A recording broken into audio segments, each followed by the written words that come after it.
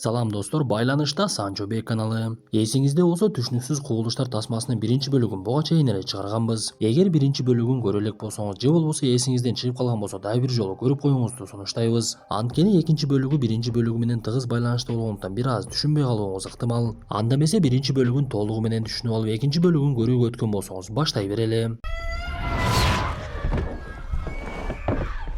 Тасманын башында каарманыбыз Кристи жакында эле бала төрөп, баласынын атын Хантер коюп, күйөөсү Дэн жана улуу кызы Элли болуп төрөт үйүнөн чыгып үйүнө келишкен. Кристи тасманын биринчи бөлүгүндөгү Кэттинин бир тууган эжеси болчу. Алар дароо эле үйүнө келип, үйүндөгү жумушчу Мартинага сүйүнчүлүп, кубанычтары койнуна батпай, уулду болгонуна кубанышы бири-бирине жакшы сөздөрдү айтып, куттуктап жатышкан. Анда Дэн баласын алып алып, үйдө эмне жайгашкан жерлердин бардыгын көрсөтүп, үйү менен тааныштырып, ошол убакта Кристинин сиңдиси Кэти да келип, эжеси аман эсен көз жарып алгандыгына кубанып, Хантерди кучактап, көрүндүгүн Эмбанктан которуп коем деп Кристини ишендирет. Ошентип билинбей эле арадан убакыт өтүп, Хантер дагы чоңое баштаган. Үй бүлө күндөрдүн биринде конокко кетишип, кайра үйгө келип, үйдөгү жагдайды көрүп эч эле түшүнө алышпай, буюмдардын бардыгы аңтар-теңтер болуп жаткандыгына күбө болушуп, үйгө ууру кириптир деген чечим чыгарышат. Бирок кызыгы үйдө баалуу буюмдар деле уурдалбай ар бир бөлмө чачылып, бирок бир гана Хантердин бөлмөсү такыр чачылбаптыр. Анан дагы жертөлөдөгү буюмдардын бардыгы ордунда тургандыгын көрүшөт. Бир кезде Кристи мончокторду карап жатып, бул жердеги алтындар дагы, бриллианттар дагы ордунда экен. Бирок мага сиңдим Кэти белек кылган мончогум жок болуп жатат. Сыягы ошону уурдап кетишкен окшойт деп эртеси Дэн дароо эле уста чакырып, мындан кийин оорулардан коргонуу үчүн үйүнүн айлана чөйрөсүнүн бардыгына видео байкоо орното баштайт. Первая ночь.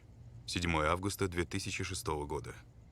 Видео байкоо үйдүн короосуна дагы орнотулгандан кийин биринчи түнү эч кандай өзгөрүү деле болбой, бир гана бассейндеги жарыктын өчүп калгандыгын көрөбүз. Эртеси каармандарыбыздын жашоосу кадимкидей эле уланып, Крис Хантерге жөрмөлөгөндү үйрөтүп, тепкичтен чыгып бара жаткан кезде Кристи үй жумушчусу Мартинанын кызыктай кыймылдарын көрүп калат. Анда ал Мартинанын жанына келип, андан сурап, сен эмне кылып жатасың? Азыр бир түшүнүксүз кыймылдарды кылдың го десе, Мартина жооп берип, бул үйдө менимче шайтандар көбөйдү окшойт. Мен ошолорду кетиргенге аракет кылдым десе, Кристи анын сөзүнө маани дагы берген жок. Кандай болбосун кадимкидей эле жашоо уланып, экинчи түнү биз Хантердин бөлмөсүнө дагы видео байкоо орнотулгандыгын көрөбүз. Бир кезде эле түн окумда Хантер кыйкырып ыйлап жиберип, апасы келип аны соорутконго жетишип, буга чейин ыйлабаган Хантер менен мындай окуя биринчи жолу болот. Эртеси күнү каармандарыбыздын үйүнө Кэти жана анын күйөөсү Микки конокко келгендигинен, бул окуялар тасманын биринчи бөлүгүндөгү окуяларга чейин болуп жаткандыгын түшүнөбүз. Анда Кристи менен Дэн биздин үйүбүзгө уурулар кириптир, бирок эшиктин эч кандай ачылганы деле байкалбайт. Эң кызыгы, алар эчтекени уурдашпаптыр, болгону буюм теримдерди чачып салышыптыр.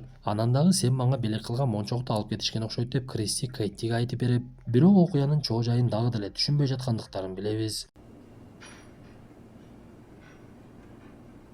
Эртеси күнү Кристи Хантер менен үйүндө жалгыз калып, үйүндө бейтааныш үндөрдүн угула баштагандыгын сезет. Үндөр Хантердин бөлмөсүнөн чыккандыктан Кристи ал жакка барып, бирок эч кандай өзгөчөлүк деле таппай, жөн эле кулагыма угулуп кетти окшойт деп ойлоп, окуяны ошол бойдон унутуп калат. Ошол түнү Хантер бөлмөсүндө уктабай эле керебетинде туруп алып, бирөөнү карап жаткандыгын көрөбүз. Эртеси болсо каармандарыбыз эски сүрөттөрүн көрүп жатышып, Кристи ал жерден Кэттинин кичинекей кезиндеги сүрөтүн таап алат. Бирок ал бул сүрөттү буга чейин жоголуп кетти деп ойлоп жүргөн. Ошондуктан сүрөттүн бул жолу оңой эле табылып калгандыгына бир аз таң калып коет. Элли болсо Мартинага келип, бүгүн кечинде атам менен апам конокко барышат экен, мен дагы бүгүн жигитиме жолукканы барамын. Ошондуктан Хантер экөөңүздөр жалгыз каласыздар, сиз кечинде жалгыз коркпойсузбу десе, Мартина мен эмнеден коркмок элем деп жооп берип, бирок кечинде коркунучтуу окуялардын башталарын Мартина билген дагы жок.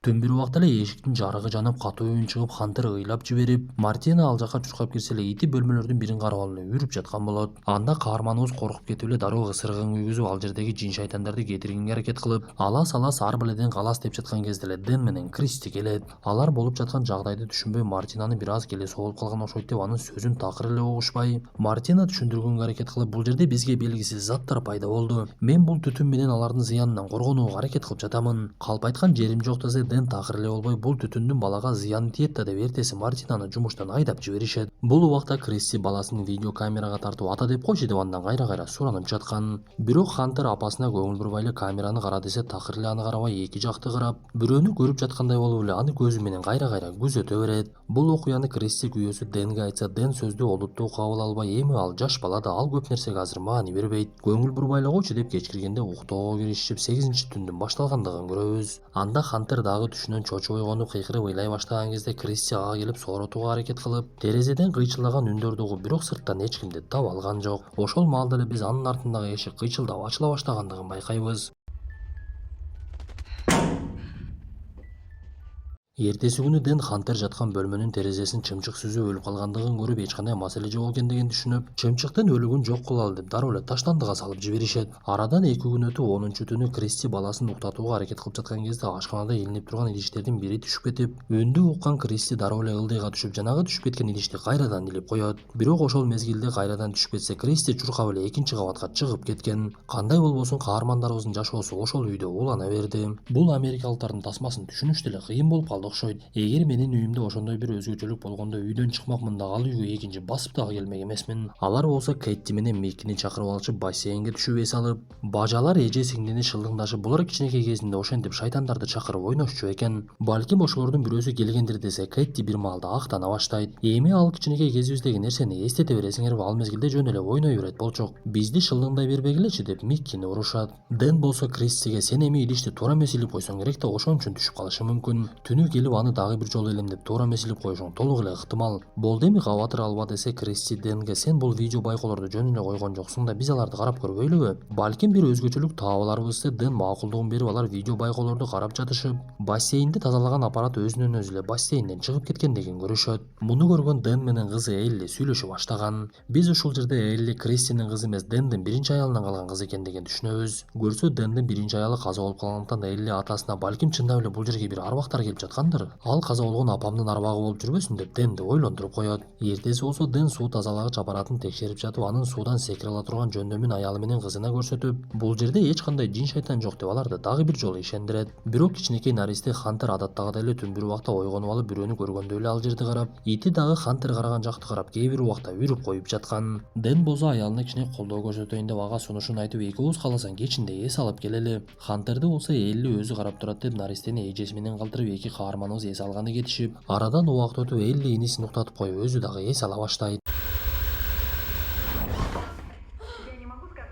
Бир кезде Элли түшүнөн чочуп ойгонсо болгону сыналгысы иштеп жатып үнү катуу чыгып кетиптир. Бирок Эллинин кулагына аны бирөө чакырып жаткандай болуп, үйдүн экинчи кабатына чыгып бара жатып эшиктин ачылып калгандыгын көрүп, ачылган эшикти көрүп аны жаптым беле жаппадым беле деп эстей албай сыртты карап жатса, жанагы эшик өзүнөн өзү эле жабылып калат. Ал жөн эле жабылбай бекилип дагы калгандыктан Эллинин чөнтөгүндө ачкычы жок болуп, үйүнө такыр кире албай, арттагы эшиктерине барып ал жактын дагы бек экендигин көрөт. Ошол убакта эле кадр алмашып, биз Хантердин бөлмөсүн көрөбүз. Ал жерде бирөөнүн басып келе жаткандай үнү пайда болуп, Хантерди бир кезде көтөрө баштап, наристени жаткан керебетинен алгандан кийин ал толугу менен ойгонуп эле бирөөнү ээрчип эле басып жөнөйт. Бирок видео байкоодо Хантер кимди ээрчип жаткандыгы байкалбады. Кичинекей бала бир кезде жертөлөгө кире турган эшикти ачып, андан соң тепкич менен өйдөгө чыгып, бул убакта Кристи менен Дэн дагы келип калышат. Анда Хантердин апасы аны кайрадан эле керебетте ыйлап жаткан абалда таап, бирок Эллини такыр эле таба алышпай, эмне болуп жаткандыгын түшүнүшпөй, Элли бир канча убакыттан кийин гана сырттан келет. Дүрбөлөңгө түшкөн Элли ата-энесине жагдайды түшүндүргөнгө аракет кылып, мен эшиктин ачык экендигин көрдүм. Анан сыртка чыксам эшикти бирөө жаап салды. Ал эле эмес, менин кулагыма бирөө Элли деп чакыргандай болду десе, атасы жини келип, сен кичинекей иниңди калтырып коюп өзүң эшикте жүрөсүң да.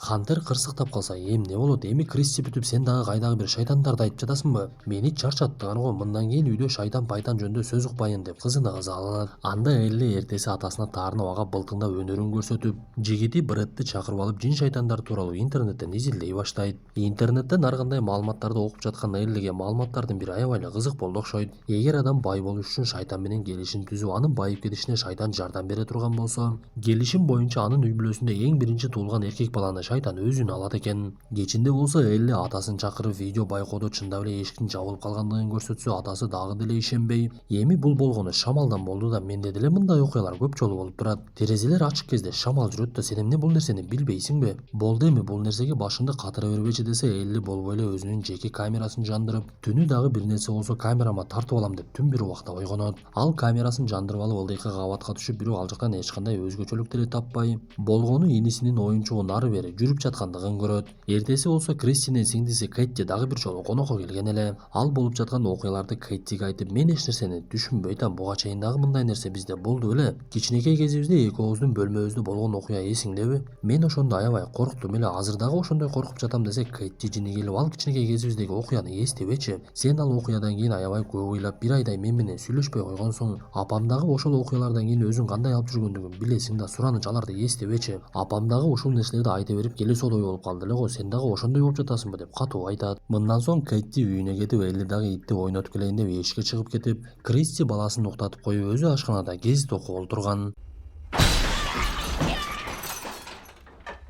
Бир маалда эле ал жердеги эшик-терезелердин бардыгы ачылып, Кристи эмне кылышын билбей, бир аз убакыттан кийин кайрадан келип эшиктердин бардыгын жаба баштайт. Бир канча убакыттан кийин Элли келип дароо эле Кристиге бир нерсе болгондугун түшүнүп, андан сурай баштап, «Деги эмне болду? Айтчы» десе, Кристи ага жооп берип, «Кэти мага бул тууралуу сүйлөшпөгүлө» деп жатат. Аны эстеген сайын ал күчтөнө берет экен десе, Элли дароо эле жигити Брэдке коңгуроо кылып, «Биз жанагы интернеттен окуган шайтан менен келишим чын эле окшойт. Менимче Кристинин чоң энелеринен же тайнелеринен бирөөсү келишим түзгөн. Изилдеп көрсөм алардын уругунда эң биринчи эркек балалуу болгон бир гана Кристи экен. Менимче шайтан Хантерге жеткенге аракет кылып жатат окшойт» деген күмөнүн айтат. 19-я ночь. 25 августа 2006 года. 19 түн келип бардыгы уйкуга кетип, ити адаттагыдай эле Хантердин бөлмөсүндө жаткан. Бир кезде жертөлөгө түшө турган эшик ачылып, тарактаган үндөр чыккан кезде ит ойгонуп, ал жака түшүп кабанактап көргөн нерсесине кол салууга аракет кыла баштайт. Чыккан үндөрдөн үйдөгүлөрдүн бардыгы ойгонуп, Дэн келип итинин эси болуп жаткандыгын көрүп, аны көтөрүп алып Элли экөө жардам берели деп дароо эле ооруканага жөнөшөт. Ошентип Кристи менен Хантер кайрадан эле үйдө жалгыз калышат. Бир кезде Хантердин бөлмөсүндө жанып турган жарык өчүп калып, Кристи ал жака кирип баласынын ал акыбалын карап, чыракты кайрадан жандырып ал жактан чыгайын деп жаткан кезде Кристини бир нерсе сүйрөй баштайт.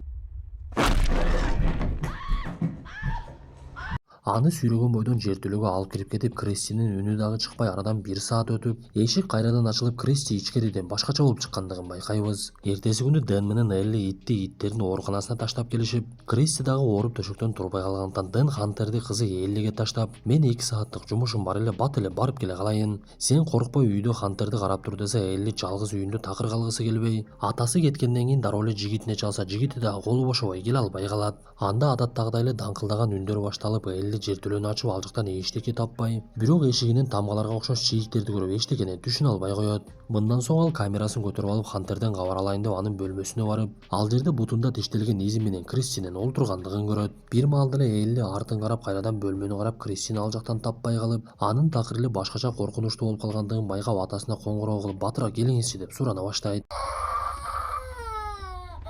Не трогай его! Атасы келсе, Элли ага түнү болгон окуяны видео байкоого тартылып калгандыгын көрсөтүп, Кристи өзгөрүп калды десе, Дэн ошондо гана маселенин канчалык олуттуу экендигин түшүнөт. Ал дароо эле «Мартина мени эскертти эле, мен бекеринен аны укпай коюпмун» деп ага коңгуроо кылып үйүнө чакырып, андан жардам сураса, Мартина дароо ишке киришет дагы, «Мага суюктук керек. Бул крестти суюктук менен сыйпап коелу» дейт дагы, крестти Дэнге берип, «Сен муну колдонушуң керек. Башка аргаңар жок» деп эмне кылышты толук түшүндүрөт. Көрсө, Мартинанын айтымында Кристиге кирип алган шайтанды башка бир тууганына кетирип жиберсе болот экен. Анда Дэн Кристинин Кэттиден башка бир тууганы жок экендигин айтса, Элли бул нерсеге көнгүсү келбей, «Биз кантип ушул ишти кылабыз? Кэтти бизди жакшы көрүп, бизге жакшы мамиле кылат го. Ушул кантип болсун» десе, Дэн такыр эле болбой, «Мен аялым менен баламды сактап калгым келип жатат. Башка аргам жок» деп аткаруу ишине киришет.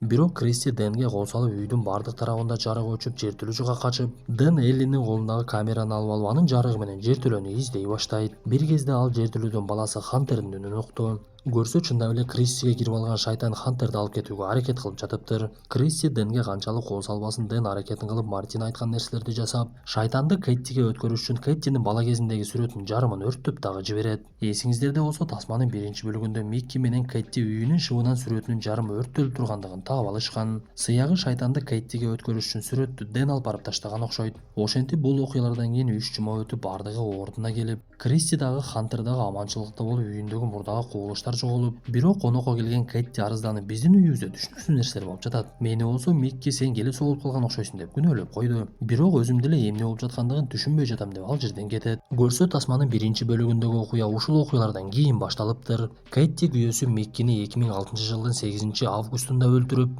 9-августтун түнү каармандарыбыздын үйүнө келет. Бул убакта Дэн үйдүн 1-кабатында сыналгы көрүп олтурган. Анда Кэтти анын артынан келип, мойнун толгоп өлтүрүп, дароо эле 2-кабатка чыгып, баласын уктатууга аракет кылып жаткан Кристини кыргыта салып, кичинекей наристи Хантерди кучактайт дагы артын карап кетип калат. Тасманын аягында берилген маалымат боюнча Элли 12 август күнү мектептеги иш чарасынан кайтып келип, атасын дагы Кристини дагы үйүндө өлүк абалда табыптыр. Бирок Кэти менен Хантердин дайыны дагы деле билине элек экен. Достор, ушундай мүнөттөр менен бүгүнкү тасмабыз да аягына чыкты. Тасма жакса мыкты белгисин басып оюңуздарды сөзсүз калтыра кетиңиздер. Анда эмесе кийинки тасмадан жолугушканча ден соолукту жакшы карап, каналыбыз тууралуу досторуңуздар менен бөлүшө жүрүңүздөр.